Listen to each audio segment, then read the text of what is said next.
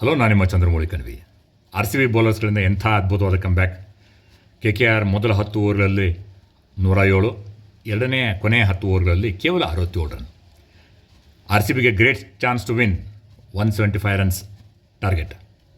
ಈ ಎಪಿಸೋಡ್ ಉದ್ದೇಶ ಅಂದರೆ ಈ IPLನಲ್ಲಿ 3 ಪ್ರಮುಖ ನಿಯಮಗಳಲ್ಲಿ ಬದಲಾವಣೆ ಮಾಡಿದ್ದಾರೆ.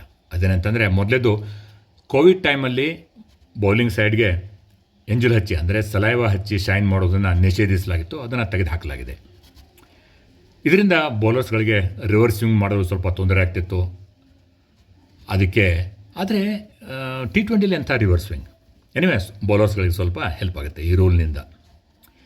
ಎರಡನೇದು ಅಂತಂದರೆ, ಒಬ್ಬ ಬ್ಯಾಟರ್ಗೆ ಬಾಲ್ ಬೌನ್ಸ್ ಆದಮೇಲೆ ಭಾಳ ತಲೆ ಮೇಲೆ ಹೋಗಿದೆ, ಔಟ್ಸೈಡ್ ಆಫ್ ಸ್ಟಂಪ್ ಭಾಳ ವೈಡಾಗಿ ಬಾಲ್ ಹೋಗಿದೆ, ಆದರೆ ಅಂಪೈರ್ ವೈಡ್ ಹಿಡಿಯಿಲ್ಲ. ಆವಾಗ DRSಗೆ ಮನವಿ ಹೋಗ್ಬೋದು. ಒಳ್ಳೆಯ ರೂಲ್ ಚೇಂಜ್ ಇದು. ಮೂರನೇದು ಭಾಳ ಇಂಟ್ರೆಸ್ಟಿಂಗ್. ಅದೇನಂತಂದರೆ, ಫೀಲ್ಡಿಂಗ್ ಸೈಡ್ 10 ಓವರ್ಗಳ ನಂತರ ಬಾಲ್ ಒದ್ದೆ ಆಯಿತು ಡ್ಯೂ ಫ್ಯಾಕ್ಟ್ರಿನಿಂದ, ಕೈ ಜಾರ್ತಾ ಇದೆ, ಬಾಲ್ ಚೇಂಜ್ ಮಾಡಿ ಅಂತ ಅಂಪೈರ್ಗೆ ಮನವಿ ಮಾಡ್ಕೊಳ್ಬೋದು. ಅಂಪೈರ್ಸ್ ಅದನ್ನು ಎಕ್ಸಾಮಿನ್ ಮಾಡಿ ಚೇಂಜ್ ಮಾಡಬೇಕು ಅಂತ ಡಿಸೈಡ್ ಮಾಡಿದರೆ ಅಷ್ಟೇ ವೇರ್ ಆ್ಯಂಡ್ ಟೈರ್ ಆಗಿರುವಂಥ ಬಾಲನ್ನು ಫೀಲ್ಡಿಂಗ್ ಸೈಡ್ಗೆ ನೀಡ್ಬೋದು. ಏನಾದರೂ IPLಲ್ಲಿ ಪ್ರತಿ ವರ್ಷ ಏನಾದರೂ ಬದಲಾವಣೆ ಆಗ್ತಾ ಇರ್ತದೆ ಅಲ್ವಾ? ಆದರೆ ಈ ಇಂಪ್ಯಾಕ್ಟ್ ಸಬ್ ರೂಲ್ ಇದೆಯಲ್ಲ, ಅದನ್ನು ಉಳಿಸ್ಕೊಂಡಿದ್ದಾರೆ. ಹಾಗೆ ಇದನ್ನು ಚೇಂಜ್ ಮಾಡಬೇಕಾಯ್ತಲ್ವ? ಏನಂತೀರ?